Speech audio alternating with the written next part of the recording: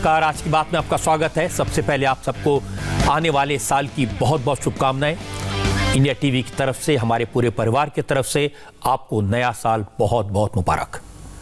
कुछ ही देर में 2021 आने वाला है और 2020 जाने वाला है। 2020 अजीब साल था, डराने वाला साल था। न तो अपने को गले लगा सके, न किसी के घर जा सके, न किसी को मिलने बुला सके। मैंने 2020 के 9 महीने सिर्फ अपने घर और इंडिया टीवी के स्टूडियो में गुजारे। किसी से मुलाकात नहीं की, जो भी बात की वो वीडियो के जरिए की, फोन पर की। आप तक खबरें पहुंचानी थी, आपसे बात करनी थी, इसलिए ब्रॉडकास्ट सेंटर में, अपने स्टूडियो में रोज आता हूं। पर करीब 280 दिन हो गए किसी से आमने सामने मिला नहीं। अपने एडिटर्स की टीम से, वीडियो से बात करता हूं, लेकिन यह भी सच है, ये मेरा कभी स्वभाव नहीं रहा। लोगों से मिलना जुलना, दुख सुख में अपनों के साथ खड़े होना मुझे अच्छा लगता है। उससे ऊर्जा मिलती है, ताकत मिलती है। लोगों से मिलता हूं तो बहुत कुछ सीखने को मिलता है, पर क्या करते, मजबूरी थी।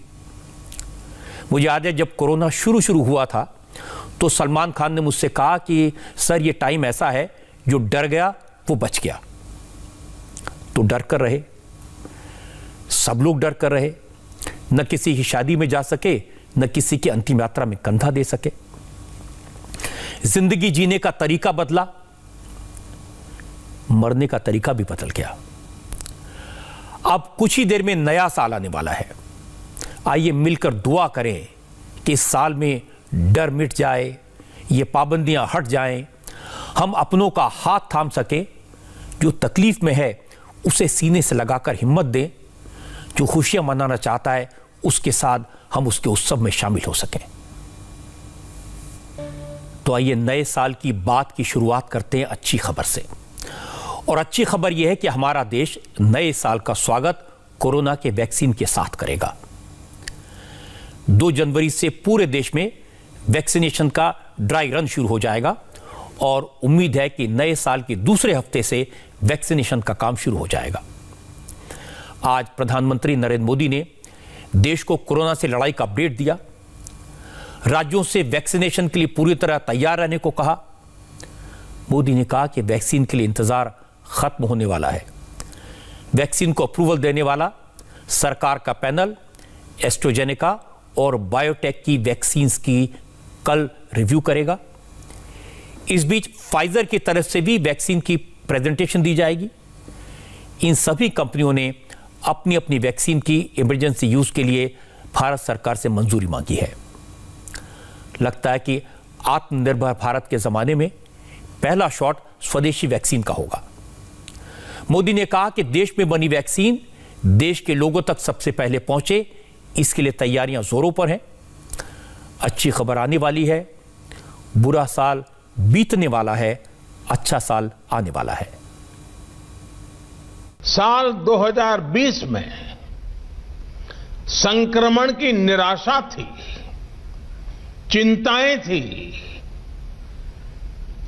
चारों तरफ सवालिया निशान थे। 2020 की वो पहचान बन गई, लेकिन 2021 इलाज की आशा लेकर के आ रहा है। वैक्सीन को लेकर भारत में हर जरूरी तैयारियां चल रही हैं। भारत में बनी वैक्सीन तेजी से हर जरूरी वर्ग तक पहुंचे, इसके लिए कोशिशें अंतिम चरणों में हैं। दुनिया का सबसे बड़ा टीकाकरण अभियान चलाने के लिए भारत की तैयारियां जोरों पर है। मुझे विश्वास है कि जिस तरह बीते साल संक्रमण से रोकने के लिए हमने एकजुट होकर प्रयास किए, उसी तरह टीकाकरण को सफल बनाने के लिए भी पूरा भारत एकजुटता से आगे बढ़ेगा। आने वाले साल में पूरी दुनिया में खुशखबरी का मतलब एक ही है, कोरोना से निजात, कोरोना की वैक्सीन, कोरोना का टीका। दुनिया के कई मुल्कों में वैक्सीनेशन शुरू हो चुका है, लेकिन हमारे यहाँ जिस तरह की परिस्थितियां हैं, कोरोना को जिस तरह से काबू में रखा गया है, उसके बाद जल्दबाजी में फैसला लेने की जरूरत नहीं है। सारे टेस्ट में पास होने के बाद वैक्सीन को अप्रूवल मिलेगा। लोगों की जिंदगी जरूरी है, खतरा नहीं उठाया जा सकता, इसलिए वैक्सीन को मंजूरी हर तरह से इत्मीनान होने के बाद ही दी जाएगी। मुझे लगता है कि कोविशील्ड नाम की वैक्सीन को मंजूरी जल्दी मिल सकती है। कोविशील्ड की 5 करोड़ डोजेस बनकर तैयार हैं। इस वक्त हर घंटे 5 लाख डोजेस का प्रोडक्शन हो रहा है और अगले महीने तक ये बढ़कर 10 लाख डोज प्रति घंटा हो जाएगा। कोविशील्ड ऑक्सफोर्ड एस्ट्राजेनेका ने तैयार की है और इसका प्रोडक्शन सीरम इंस्टीट्यूट कर रहा है। लेकिन वैक्सीन आने का मतलब ये नहीं होगा कि कोरोना खत्म हो जाएगा, कोरोना की टेंशन खत्म हो जाएगी। कोरोना तो रहेगा, खतरा भी रहेगा, इसलिए अब नारा बदलना होगा। आज प्रधानमंत्री ने कहा, पहले नारा था जब तक दवाई नहीं तब तक ढिलाई नहीं, अब नारा है दवाई भी और कड़ाई भी। कोरोना संक्रमण घट जरूर रहा है, लेकिन ये ऐसा वायरस है जो तेजी से फिर चपेट में ले लेता है। इसलिए 2 गज की दूरी, मास्क और सैनिटेशन के मामले में ढील बिल्कुल नहीं देनी है। नया साल हम सभी के लिए बहुत खुशियां लेकर के आए। आपके लिए और देश के लिए नया साल मंगल हो। लेकिन मैं ये भी कहूंगा, मैं पहले कहता था जब तक दवाई नहीं तब तक ढिलाई नहीं, बार बार कहता था। अब दवाई सामने दिख रही है, कुछ ही समय का सवाल है, तो भी मैं कहूंगा, पहले मैं कहता था दवाई नहीं तो ढिलाई नहीं, लेकिन अब मैं फिर से कह रहा हूं दवाई भी और कड़ाई भी। कड़ाई भी बरतनी है और दवाई भी लेनी है। दवाई आ गई तो सब छूट मिल गई, ये भ्रम में मत रहना। दुनिया यही कहती है, वैज्ञानिक यही कहते हैं, और इसलिए अब मंत्र रहेगा हमारा 2021 का, दवाई भी और कड़ाई भी। नए साल के लिए एक और अच्छी बात आपको बताता हूं। दुनिया में वैक्सीनेशन में भारत को महारत हासिल है। पूरी दुनिया का सबसे बड़ा वैक्सीनेशन प्रोग्राम इंडिया में चलता है। दुनिया की 2/3 वैक्सीन का प्रोडक्शन हमारे मुल्क में होता है। एक बार जब भारत में कोरोना की वैक्सीन आ जाएगी तो यहां दुनिया का सबसे बड़ा वैक्सीनेशन प्रोग्राम चलेगा। देश भर में 130 करोड़ से ज्यादा आबादी की वैक्सीनेशन की रणनीति तैयार है। अब तक 50 करोड़ों को वैक्सीन लगाने का प्लान रोल आउट हो चुका है। सीरम इंस्टीट्यूट ऑफ इंडिया में जुलाई तक कोविशील्ड वैक्सीन की 30 करोड़ डोज रेडी हो जाएंगी। इसलिए आज प्रधानमंत्री ने कहा, भारत दुनिया का नर्व सेंटर है। दुनिया भर को दवा देने के बाद भी इस खतरे से कोई अकेले नहीं लड़ सकता। मोदी ने कहा, दुनिया भर की सेहत ठीक रखनी है तो बीमारियों से, कोरोना जैसे खतरे से दुनिया को एक होकर लड़ना होगा। समय है कि हेल्थ सॉल्यूशंस भी ग्लोबलाइज हो, दुनिया एक साथ आकर प्रयास करे, रिस्पॉन्ड करे। आज अलग थलग प्रयास, साइलोज में काम करना, ये रास्ता काम आने वाला नहीं है। रास्ता है सबको साथ लेकर चलना, सबके लिए सोचना। और भारत आज एक ऐसा ग्लोबल प्लेयर है जिसने ये करके दिखाया है। भारत ने डिमांड के मुताबिक एडप्ट, इवॉल्व एंड एक्सपांड करने की अपनी क्षमता को साबित किया है। हम दुनिया के साथ आगे बढ़े, कलेक्टिव एफर्ट्स में वैल्यू एडिशन किया और हर चीज से ऊपर उठकर हमने सिर्फ और सिर्फ मानवता को केंद्र में रखा, मानवता की सेवा की। आज भारत के पास क्षमता भी है और सेवा की भावना भी है। इसलिए भारत ग्लोबल हेल्थ का नर्व सेंटर बनकर उभरा है। 2021 में हमें भारत की इस भूमिका को और मजबूत करना है। साथियों, हमारे यहां कहते हैं, सर्वम अन्य परित्यज्य शरीरम पालयेदतः, यानी सबसे बड़ी प्राथमिकता शरीर के स्वास्थ्य की रक्षा ही है। सब कुछ छोड़कर पहले स्वास्थ्य की ही चिंता करनी चाहिए। नए साल में हमें इस मंत्र को अपने जीवन में प्राथमिकता के साथ उतारना है। हम स्वस्थ रहेंगे तो देश स्वस्थ रहेगा। ये बात सही है। सेहत सबसे जरूरी चीज है, ये हमें 2020 ने सिखा दिया। और हमारा 2021 अच्छा इसलिए होगा क्योंकि नरेंद्र मोदी ने 2020 में वक्त पर कोरोना के खतरे की गंभीरता को समझा, देश के हालात को समझा और सही वक्त पर लॉकडाउन जैसा कड़ा फैसला लिया। 135 करोड़ के देश में लॉकडाउन करना, लोगों को घर में रखना, पाबंदियां लगाना कोई आसान काम नहीं था। लेकिन नरेंद्र मोदी ने राज्य सरकारों की मदद से यह करके दिखाया। कोई भूखा ना रहे इसका इंतजाम किया, लोग बचकर रहें इसके लिए लोगों को प्रेरित किया, रास्ता दिखाया।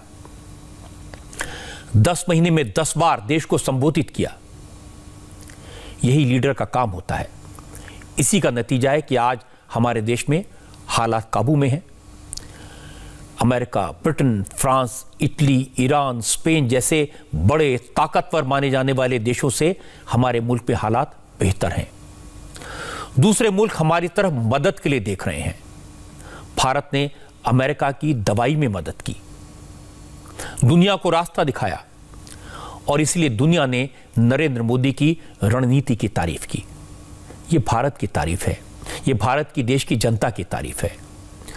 क्योंकि अमेरिका में, फ्रांस में, ब्रिटेन में, जर्मनी में लोगों ने लॉकडाउन खुलने के बाद लापरवाही की तो कोरोना ने दोबारा हमला किया। अब ये बड़े बड़े मुल्क, ये पैसे वाले मुल्क परेशान हैं। इसीलिए आज मोदी ने कहा हमें वो गलती नहीं करनी है जो दूसरों ने की। भारत ने एकजुटता के साथ जिस प्रकार समय पर प्रभावी कदम उठाए, उसी का परिणाम है कि आज हम बहुत बेहतर स्थिति में हैं। जिस देश में 130 करोड़ से ज्यादा लोग हों, घनी आबादी हो, वहां करीब करीब 1 करोड़ लोग इस बीमारी से लड़कर जीत चुके हैं। कोरोना से पीड़ित साथियों को बचाने का भारत का रिकॉर्ड दुनिया से बहुत बेहतर रहा है। वहीं अब संक्रमण के मामले में भी भारत लगातार नीचे की तरफ जा रहा है। अब नए साल में 2021 में सारा देश वैक्सीन से उम्मीद लगाए बैठा है। लाइफ नॉर्मल हो, बिजनेस नॉर्मल हो, इसके लिए सबको वैक्सीन लगाना तो जरूरी है। लेकिन सिर्फ वैक्सीन का प्रोडक्शन हो जाए, वैक्सीन बन जाए, मिल जाए, ये काफी नहीं है। 135 करोड़ लोगों के देश में सब तक वैक्सीन पहुंचाना बहुत बड़ा काम है। वैक्सीन बन जाने के बाद उसे स्टोर करने के लिए हर राज्य में हजारों कोल्ड स्टोरेज की जरूरत है। वैक्सीनेशन के लिए करोड़ों सिरिंजेस की जरूरत होगी। वैक्सीन लगाने वाले लाखों ट्रेंड हेल्थ वर्कर्स की जरूरत होगी और ये काम आसान तो नहीं है, लेकिन नरेंद्र मोदी ने पहले से प्लानिंग की, तैयारी की, इसलिए हम इस दिशा में काफी आगे बढ़ चुके हैं। वैक्सीन को सरकार किस लेवल पर तैयार कर रही है, इसको लोगों तक पहुंचाने के लिए किस लेवल की तैयारियां हो रही हैं, इसका अंदाजा आपको इस बात से लगेगा कि वैक्सीन को भी मंजूरी नहीं मिली है, लेकिन वैक्सीनेशन के लिए सरकार 83 करोड़ सिरिंजेस का ऑर्डर दे चुकी है। कई कंपनियों में हर घंटे 1 लाख सिरिंज बनाई जा रही हैं। देश भर में वैक्सीनेशन की ट्रेनिंग दी जा रही है। 59,000 ट्रेनर्स को तैयार किया जा चुका है, जो हर जिले में, हर तालुका में, प्राइमरी हेल्थ सेंटर्स में, हॉस्पिटल्स में हेल्थ वर्कर्स को वैक्सीनेशन के प्रोटोकॉल की ट्रेनिंग दे रहे हैं। ये काम बड़े पैमाने पर हो रहा है, लेकिन सरकार कितनी भी तेजी से काम कर ले, कितने भी रिसोर्सेस का इस्तेमाल कर ले, हमारा देश इतना बड़ा है कि जुलाई तक देश में 25 करोड़ लोगों का वैक्सीनेशन हो पाएगा। इसीलिए बार बार कहा जा रहा है कि वैक्सीनेशन होने के बाद लापरवाही नहीं करनी है, क्योंकि अगर एक भी कोरोना का मरीज रह गया तो खतरा तो बढ़ जाएगा। इसलिए जब तक सबको वैक्सीन नहीं लग जाती, मास्क हमारे साथ रहेगा, 2 गज की दूरी बनी रहेगी। इसके साथ साथ एक और सावधानी की जरूरत है, अफवाहों से दूरी। अफवाहों पर यकीन न करें, न अफवाहों को फैलाने में मदद करें, क्योंकि अफवाहें कोरोना वायरस से भी ज्यादा तेजी से फैलती हैं और उससे भी ज्यादा नुकसान करती हैं, और ये हमने देखा है। वैक्सीन आई नहीं, लेकिन वैक्सीन के बारे में अफवाहें घर घर पहुंच गई। मैंने तो 2 हफ्ते पहले आपको दिखाया था कि हमारे यहां 10 मुस्लिम संगठनों ने मीटिंग करके वैक्सीन पर सवाल उठाए। मुसलमान भाइयों से कहा, जब तक तय ना हो जाए कि वैक्सीन हराम है या हलाल, तब तक वैक्सीन से दूरी बनाकर रखें, क्योंकि अफवाह यह फैलाई गई कि वैक्सीन में सूअर के मांस का इस्तेमाल किया गया है। इसीलिए आज प्रधानमंत्री को कहना पड़ा कि वायरस के साथ साथ अफवाहों से भी बचना है। हमारे देश में अफवाहों का बाजार जरा तेज रहता है। भांति भांति के लोग अपने निजी स्वार्थ के लिए, कभी गैर जिम्मेदार व्यवहार के लिए भांति भांति अफवाहें फैलाते हैं। हो सकता है जब वैक्सीन का काम प्रारंभ हो तो भी अफवाहों का बाजार भी उतना ही तेज चलेगा। किसी को बुरा दिखाने के लिए सामान्य मानव का कितना नुकसान हो रहा है, इसकी परवाह किए बिना न जाने अनगिनत काल्पनिक झूठ फैलाए जाएंगे। कुछ मात्रा में तो शुरू भी हो चुके हैं, और भोले भाले गरीब लोग या कुछ बदइरादे से काम करने वाले लोग बड़े कन्विक्शन के साथ इसको फैलाते हैं।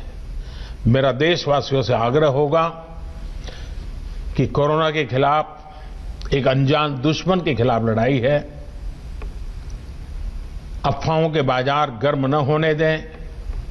हम भी सोशल मीडिया में कुछ भी देखा बिना फॉरवर्ड न करें। हम भी एक जिम्मेवार नागरिक के रूप में आने वाले दिनों में देश के अंदर स्वास्थ्य का जो अभियान चलेगा, हम सब अपनी तरफ से योगदान दें, हम सब अपनी तरफ से जिम्मेवारी उठाएं, और जिन लोगों के लिए पहले ये बात पहुंचानी है उनमें हम पूरी मदद करें। जैसे ही वैक्सीन का मामला आगे बढ़ेगा, देशवासियों को समय पर उसकी सूचना मिलेगी। अफवाहों से बचाने का काम अकेले सरकार नहीं कर सकती, कोई भी सरकार नहीं कर सकती। कोरोना से बचाना है, अफवाहों से बचाना है, तो ये काम हम सबको मिलकर करना पड़ेगा। मीडिया का इसमें बहुत अहम रोल है, और आप जानते हैं कि कोरोना के प्रति सावधान करने में मीडिया ने एक बड़ा रोल प्ले किया है। अफवाह फैलाने वाले कभी एक्सपर्ट के रूप में आते हैं, कभी स्पेशलिस्ट के रूप में बन आते हैं, कभी मौलाना बनकर आते हैं तो कभी स्कॉलर बनकर, और ऐसे अंदाज में बात करते हैं जैसे वही सच बोल रहे हैं, सारा सच उनको ही मालूम है, वही सबसे बड़े एक्सपर्ट हैं और वही आपके सबसे बड़े हितैषी हैं।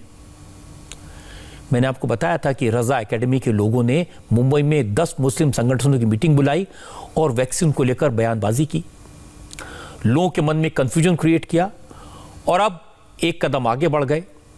WHO को चिट्ठी लिखकर पूछा है कि कोरोना की वैक्सीन में सूअर की चर्बी है या नहीं।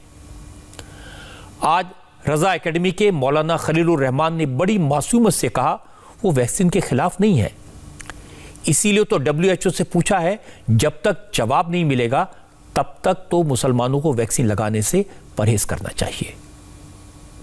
अब अफवाह फैलाने का, कंफ्यूजन क्रिएट करने का ये बड़ा खतरनाक तरीका है।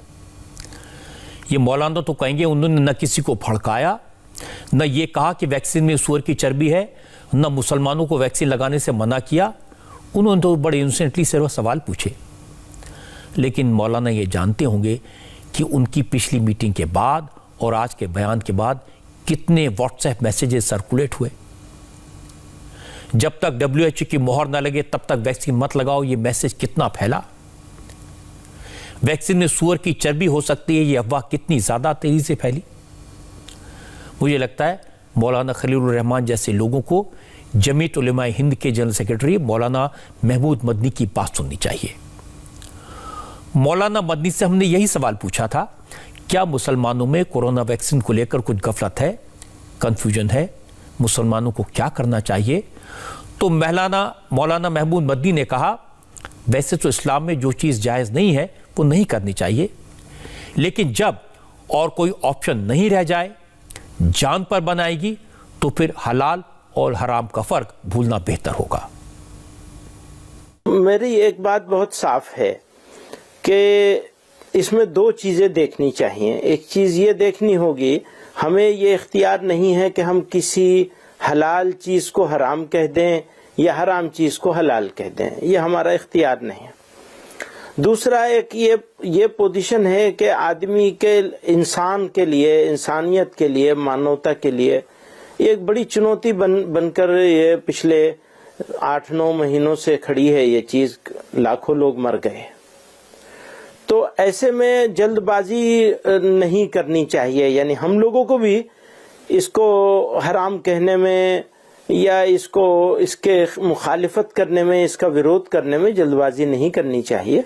ऑफ कोर्स ये तो मैं समझता हूँ कि बुनियादी तौर पर इतनी बात तो कहने में कोई हर्ज नहीं है कि इसको समझना चाहिए कि ये किन चीजों से बनाया गया है। अगर बनाई जाने वाली कंपनियां, रिसर्च स्कॉलर्स, साइंटिस्ट ये यकीन दिला दें कि हाँ इसमें कोई ऐसी चीज नहीं है, तो ये अच्छा ही होगा। हालांकि इसके बावजूद भी अगर जरूरी होगा तो इसी को इस्तेमाल करना पड़ेगा, ये भी है। बहुत सारे उलमा ये बात कह रहे हैं कि भाई अगर ये इसका कोई अल्टरनेट नहीं हुआ हमारे पास तो इसको करना भी पड़ेगा, शायद ऐसे ही होगा। मौलाना मदनी की मुस्लिम समाज में बहुत प्रतिष्ठा है, उन्होंने बहुत काम किया है, हमेशा लोगों के भले की बात करते हैं, इसलिए उनकी बात पर जो यकीन करना चाहिए। इस सवाल पर हमने देवबंद के उलेमा से भी बात की। देवबंद भारत का सबसे बड़ा इस्लामिक स्टडीज का सेंटर है। देवबंद के फतवे को लोग मानते हैं, यहाँ के मौलानाओं की बात पर यकीन करते हैं। आज देवबंद के मौलाना कारी इसाक गोरा ने साफ लफ्जों में कहा, जान है तो जहान है। मुस्लिम भाई बहन वैक्सीन को लेकर किसी तरह की अफवाहों पर यकीन न करें। जान रहेगी तो इबादत भी कर पाएंगे और इंसानियत की खिदमत का फर्ज भी निभा पाएंगे। इसलिए जान बचाने के लिए जो करना पड़े सब हलाल है। मैं ये बात वाज़ेह कर दूं कि मजहब इस्लाम में जान की बहुत अहमियत है। जान है तो जहान है, और जान बचाने के लिए अगर किसी नाजायज वस्तु का इस्तेमाल करना पड़े और उस नाजायज वस्तु के इस्तेमाल के अलावा कोई और विकल्प ना हो तो बक़दर ज़रूरत इस्तेमाल करने की इजाज़त होती है। तो अफवाहों से बचें, तरह तरह की जो बातें सामने आ रही हैं उसको नज़रअंदाज करें। अगर हमारी जान है तो हम इबादत कर सकते हैं, हम लोगों की खिदमत कर सकते हैं। अगर जान नहीं है तो कुछ भी नहीं है। तो तमाम लोग सलामत रहें, यही मेरी दुआ है, और अफवाहों से बचने की मैं तमाम लोगों से अपील करता हूँ। वैसे एक बात आपको बता दूं, इस तरह की अफवाह सिर्फ हमारे मुल्क में नहीं फैली, दुनिया के तमाम इस्लामिक मुल्कों में तरह तरह की बातें फैली हैं। हालत ये हो गई कि इंडोनेशिया की सरकार ने चाइना से कोरोना वैक्सीन की 12 लाख डोजेज मंगवा तो ली, लेकिन इस्तेमाल नहीं किया, क्योंकि वहां यह अफवाह फैल गई कि वैक्सीन में सूअर की चर्बी का इस्तेमाल हुआ है। सोचिए, अफवाहों के सामने बड़ी बड़ी सरकारें बेबस हो जाती हैं। इसीलिए अब दुनिया भर के मौलाना अफवाहों पर स्थिति को साफ कर रहे हैं, लोगों को समझा रहे हैं। सऊदी अरब के बड़े मौलाना, जाने माने स्कॉलर आसिम बिन लुकमान अल हकीम की बात मैं आपको सुनाता हूं। वो तो यहां तक कह रहे हैं कि अगर जान बचाने के लिए वैक्सीन जरूरी है और वैक्सीन में कोई ऐसी चीज है जिसका इस्तेमाल इस्लाम में हराम है, तो उसका इस्तेमाल करने में भी कोई हर्ज नहीं है। मौलाना ने इस मसले को बड़े इंटरेस्टिंग तरीके से समझाया। The scholars have already discussed the issue of glycerin and gelatin found in some medications. And we've covered this topic long ago, a number of times, and we said that the material, which is haram, has been transformed totally into a halal material. So, likewise, when we irrigate an apple tree with sewer water, and then we grow up an apple, we take the apple, we eat the apple, we smell the apple, it's legit, it's an apple. So is it najis because it was irrigated with sewer water, or is it halal? No, it's halal, it's totally legit, because the sewer water has been transformed into something halal. The blood and the food and the things we eat and consume, when they are transformed into milk in the mother's breasts or in the cows. So the milk is milk halal, though it came from the blood and the intestines and all this filth inside, yet now the end product is halal. Likewise with the vaccines. मौलाना ने बड़े अच्छे तरीके से समझाया कि vaccine पर अफवाहों से बचने की जरूरत है। हमारे यहां भी जैसे अफवाह उड़ी कि दारुल उलूम ने फतवा जारी कर दिया है कि वैक्सीन में सूअर की चर्बी है, तो आज ही दारुल उलूम ने कहा उन्होंने ऐसा कोई फतवा जारी नहीं किया। एक अफवाह यह उड़ी कि वैक्सीन के बहाने आपके शरीर में चिप फिट कर दिया जाएगा। किसी ने अफवाह उड़ाई कि वैक्सीन आपके डीएनए के जीन्स को एडिट कर देगी। अमेरिका में तो बिल गेट्स के नाम से अफवाह उड़ा दी गई कि बिल गेट्स ने कहा कि वैक्सीन का साइड इफेक्ट ऐसा होगा कि अमेरिका में 7 लाख लोगों की मौत हो जाएगी, जबकि बिल गेट्स ने सिर्फ इतना कहा था कि 7 लाख लोगों को वैक्सीन के साइड इफेक्ट्स हो सकते हैं। इंजेक्शन लगने वाली जगह पर दर्द होना या एक आध दिन बुखार होना, ये वो साइड इफेक्ट्स हैं जो नॉर्मल हैं। इसमें चिंता की कोई बात नहीं है, इससे किसी की जान नहीं जाएगी। वैक्सीन के बारे में सोशल मीडिया पर पुरानी तस्वीरें दिखाकर झूठ फैलाया गया कि एक नर्स को मरते दिखाया गया। आपको ऐसी सब अफवाहों से, ऐसी सब बातों से सावधान रहने की जरूरत है। कई बार साइंटिस्ट बनकर, डॉक्टर बनकर, एक्सपर्ट बनकर भी लोग वैक्सीन के बारे में गलत दावे करेंगे, मैसेज फैलाएंगे, व्हाट्सएप पर बताएंगे। इनसे बचने की जरूरत है। एक और खतरा यह है कि वैक्सीन आने पर दुनिया के बड़े माफिया, साइबर क्राइम के क्रिमिनल्स, बड़े बड़े गैंग एक्टिव हो गए हैं। इंटरपोल ने बताया कि ये लोग सप्लाई चेन पर असर डालने की कोशिश करेंगे। ये बाजार में नकली वैक्सीन ला सकते हैं, वैक्सीन का वादा करके पैसे लेकर गायब हो सकते हैं। ऐसे लोगों से भी बहुत सावधान रहने की जरूरत है। हमारे देश में तो ऐसी कई शिकायतें मिली हैं जहां वैक्सीन के लिए रजिस्ट्रेशन के नाम पर लोगों से आधार कार्ड का नंबर या ओटीपी मांगा गया। बैंकों में कई कस्टमर इस तरह की शिकायत लेकर आए हैं जहां वैक्सीन के नाम पर ओटीपी मांगा गया और फिर बैंक अकाउंट साफ कर दिया गया। तो इसलिए आज मैं आपको आगाह करना चाहता हूं कि वैक्सीन रजिस्ट्रेशन कराने के बहाने आपका आधार नंबर, ईमेल आईडी, ओटीपी मांगने वालों से सावधान रहें। नए साल में कसम खाएं कि अफवाहों पर भरोसा नहीं करेंगे, खुद भी सावधान रहेंगे और दूसरों को भी सावधान करेंगे। लोगों से सरकार ने अपील की है कि वो घर में रहकर नए साल का स्वागत करें।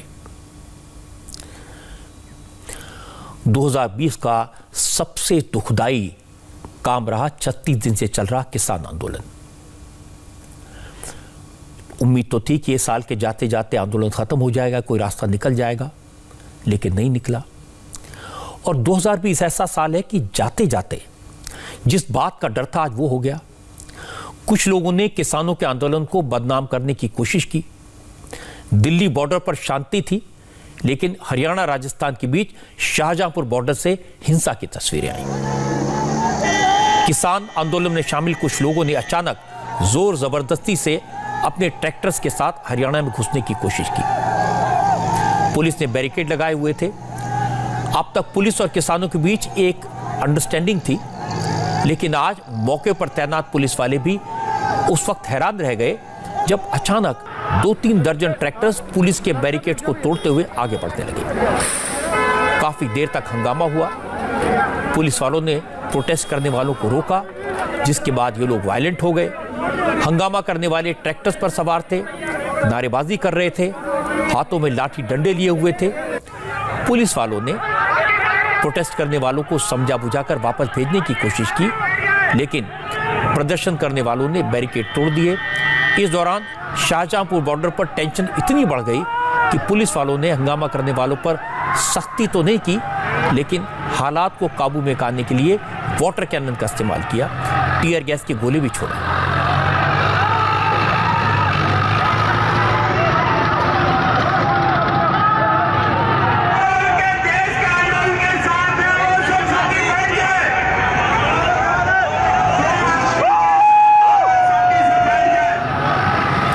शाहजहांपुर बॉर्डर की तस्वीरें देखकर हैरानी इसलिए हुई क्योंकि यहां पर किसानों का आंदोलन 19 दिन से चल रहा है।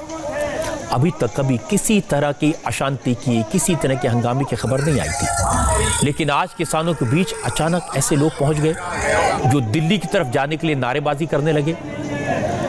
हालात तो ऐसे थे कि हिंसा हो सकती थी, पुलिस को सख्त रुख अपनाने की जरूरत पड़ सकती थी, लेकिन मौके पर जो सीनियर अफसर थे उन्होंने लोगों को समझाया। भिवाड़ी के एसपी राममूर्ति जोशी ने किसानों से बात की, उन्हें समझाया। किसान कई दिन से शांतिपूर्ण तरीके से, पीसफुल तरीके से प्रोटेस्ट कर रहे थे, तो आज अचानक क्या हो गया कि किसान दिल्ली जाने की जिद कर रहे हैं।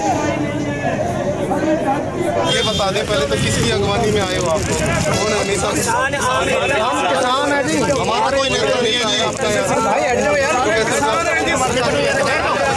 नेता है, सभी से तो बात नहीं हो पाएगी। 2-4 तो आप उनसे बात कर लेंगे।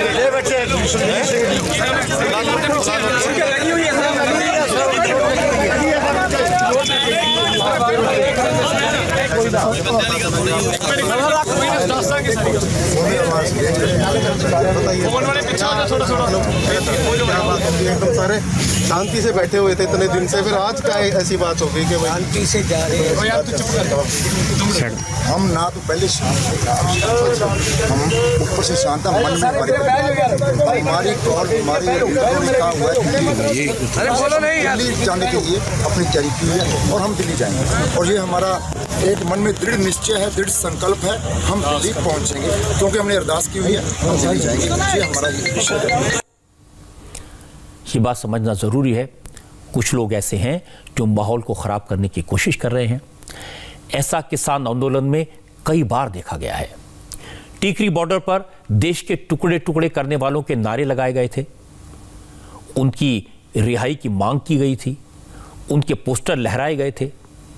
शाहजहांपुर बॉर्डर पर मोदी मर जा के नारे लगाने वाले भी कुछ लोग ही थे। और आज एक बार फिर से शाहजहांपुर बॉर्डर पर कुछ लोगों ने हिंसा की, वो भी गिने चुने लोग थे। हमारे रिपोर्टर्स ने बताया कि वहां पर यह सुनाई दे रहा था, कुछ लोग सरकार के खिलाफ नारे लगा रहे थे, भीड़ को उकसा रहे थे, लेकिन दूसरी तरफ से माइक की आवाज आ रही है जिसमें किसान नेता लोगों से शांति बनाए रखने की अपील कर रहे हैं और लोगों को सावधान कर रहे हैं कि जो लोग हंगामा कर रहे हैं उनका किसान आंदोलन से कोई लेना देना नहीं है, वो तो किसानों को बदनाम कर रहे हैं। लोग कह रहे थे कि अगर पुलिस इनके खिलाफ एक्शन लेगी तो किसान उनके साथ खड़े नहीं होंगे, लेकिन मुश्किल ये थी कि हंगामा करने वालों पर किसान नेताओं की अपील का कोई असर नहीं हुआ।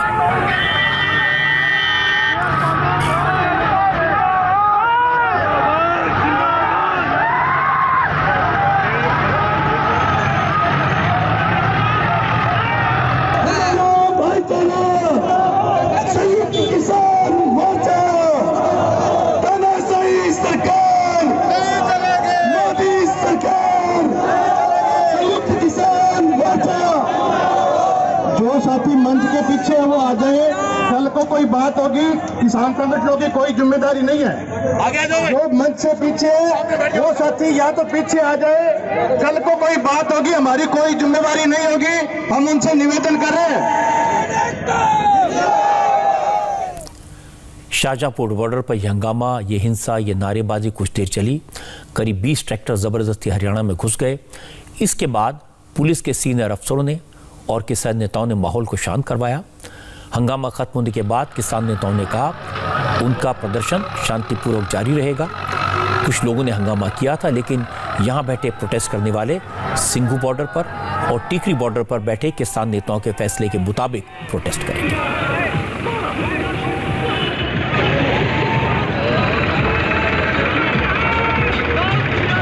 बॉर्डर से संयुक्त मोर्चे के द्वारा शांतिपूर्ण आंदोलन जारी है और ये आंदोलन हम टीकरी बॉर्डर और सिंधु बॉर्डर से जो मेन जत्थेबंदियां कहेगी उन्हीं की दिशा निर्देश पे इसको जारी रखेंगे। फिलहाल शांति है, शांतिपूर्ण तरीके से आंदोलन जारी है, किसी प्रकार की कोई भी यहाँ अफरा तफरी नहीं है। अभी जो थोड़ी देर पहले आपने देखा था कुछ लोग थे जो जिनकी संख्या 20-50 थी, वो लोग जरूर आगे बढ़ने के लिए नौजवान साथी थे, नौजवान खून गर्म है, लेकिन हमारी यही अपील है कि हम ये आंदोलन जत्थेबंदियों के नेतृत्व में लड़ रहे हैं। संयुक्त मोर्चा के अनुशासन में रह के आंदोलन जीता जाएगा और संयुक्त मोर्चा के अनुशासन में हम बैठे हैं। संयुक्त मोर्चा जो कहेगा वही होगा। ये आंदोलन शांति से पिछले 19 दिन से शाहजहांपुर बॉर्डर से जारी है और पूरी तरह शांति से जारी रहेगा। हाँ, अगर हमें सिंधु बॉर्डर से, टीकरी बॉर्डर से कोई ऐलान मिलेगा तभी हम आगे बढ़ेंगे, वरना हम शांति से यहाँ बैठे हुए हैं। कुछ व्यक्ति अपने ट्रैक्टर के साथ रवाना हुए और वे बैरियर तोड़ के आगे बढ़े। अभी वो चल रहे हैं। संयुक्त किसान मोर्चा ने स्पष्ट रूप से घोषणा की हुई है कि जो अनुशासन में रहेगा वही हमारा है। जो इस आंदोलन को कमज़ोर करेगा, अनुशासन तोड़ेगा, वो संयुक्त मोर्चा के साथ नहीं है। तो हम चाहेंगे कोई भी भाई संयुक्त मोर्चे का जो निर्णय है कि ये आंदोलन शांतिपूर्ण रहेगा, अहिंसात्मक रहेगा, सत्य के साथ चलेगा, इसी के अनुसार सब अपना आचरण करें। ये अच्छी बात है कि कुछ नौजवानों ने अगर गर्मी दिखाई तो सीनियर नेताओं ने, बुजुर्ग किसानों ने उन्हें शांत किया। आज दिल्ली बॉर्डर पर भी किसानों की मीटिंग हुई। किसान नेताओं ने बताया कि अगर सरकार ने 4 जनवरी की मीटिंग में उनकी सारी मांगें नहीं मानी तो आंदोलन को और तेज किया जाएगा। किसान संगठन 26 जनवरी को देशव्यापी आंदोलन की तैयारी करेंगे। इस मीटिंग के खत्म होने के बाद किसान नेताओं ने शाहजहांपुर में हंगामे पर सवाल जब पूछे गए तो उनका जवाब दिया। क्रांतिकारी किसान यूनियन ने, दर्शन पाल उनके नेता हैं, उन्होंने कहा कि कुछ लोगों ने जो किया वो ठीक नहीं था, हंगामा गलत था, बैरिकेड तोड़ना गलत था, लेकिन पुलिस को भी किसानों पर टीयर गैस के गोले नहीं दागने चाहिए थे। कुछ नौजवानों ने ऐसे किया कि बैरिकेड तोड़ के दिल्ली की तरफ बढ़े। हालांकि मूल जो मेन हमारा वहाँ धरना है वो वैसे ही लगा हुआ है। इसमें पुलिस ने जो कोई अश्रु गैस छोड़ा है या हल्का लाठीचार्ज किया है उसकी तो हम निंदा करते हैं। ऐसे हमारा काल है दिल्ली की तरफ आने का, लेकिन शाहजहां पर जो लोग हैं हमारे, उन्होंने तय किया था कि वो, क्योंकि उनकी गिनती कम थी, वो राजस्थान हरियाणा के बॉर्डर के ऊपर ही बैठेंगे। जब मेन लीडरशिप तय करेगी तो दिल्ली की तरफ बढ़ेंगे लोग। लेकिन ये अगर कुछ ऐसा हुआ है तो ये कोशिश अबॉर्ट कर गई, इसीलिए कि थोड़े लोग निकले वहां से। ऐसे निकलना नहीं चाहिए था उनको। पूरे किसान आंदोलन में अब तक की सबसे अच्छी बात यही रही है कि यह आंदोलन अनुशासन थे, शांतिपूर्ण तरीके से चला है। कई बार लोगों ने किसानों को भड़काने की कोशिश की, भड़काऊ नारे लगाने की कोशिश की, कई बार लोगों ने टकराव की कोशिश की, लेकिन आम किसान के रुख को देखकर उनकी ज्यादा हिम्मत नहीं हुई और वो कुछ कर नहीं पाए।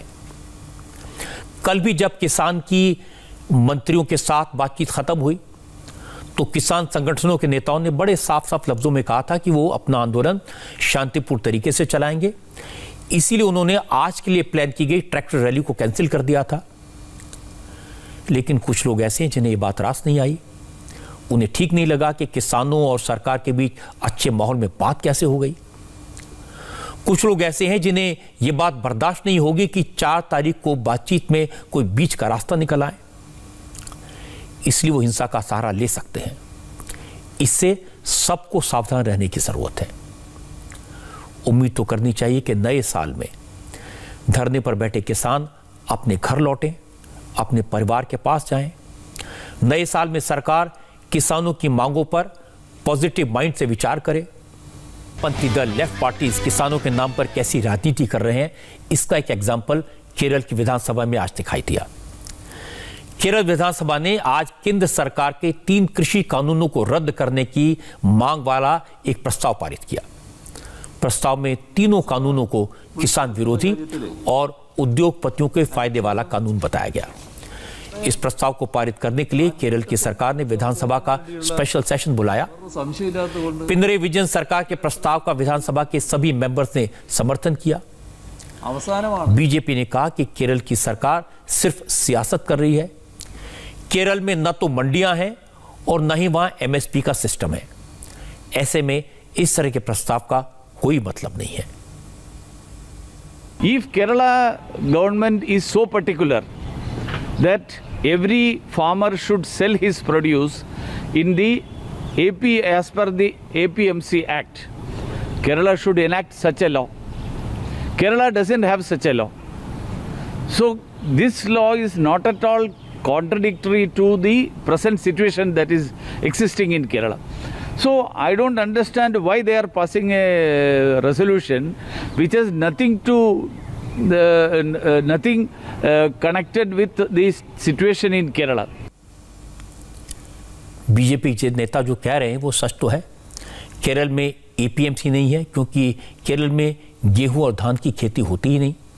ज़्यादातर मसाले पैदा होते हैं और मसाले मंडियों में नहीं बिकते।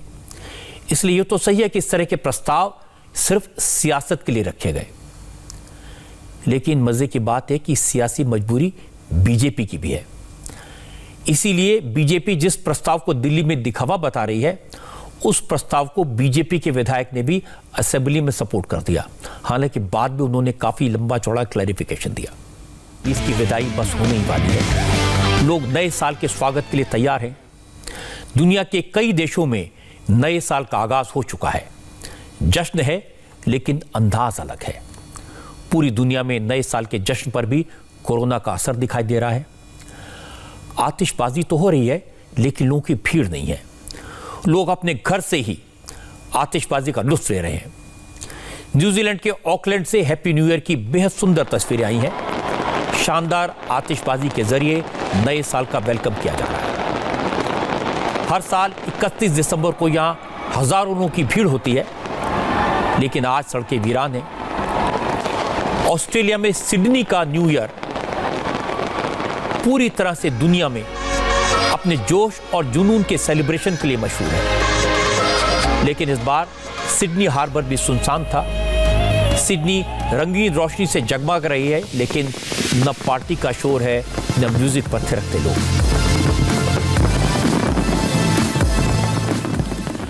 नए साल का जश्न तो मनाएं, लेकिन सावधानी की जरूरत है, और हमारे यहाँ बहुत ज्यादा। इसीलिए कई राज्यों में एहतियात के तौर पर नाइट कर्फ्यू लगा दिया गया है। दिल्ली, महाराष्ट्र, राजस्थान, कर्नाटक, केरल जैसे राज्यों में रात 11 बजे से सुबह 6 बजे तक पाबंदियां हैं। दिल्ली में इस वक्त कनॉट प्लेस में जाना मना है। 5 लोगों से ज्यादा की भीड़ लगाना मना है।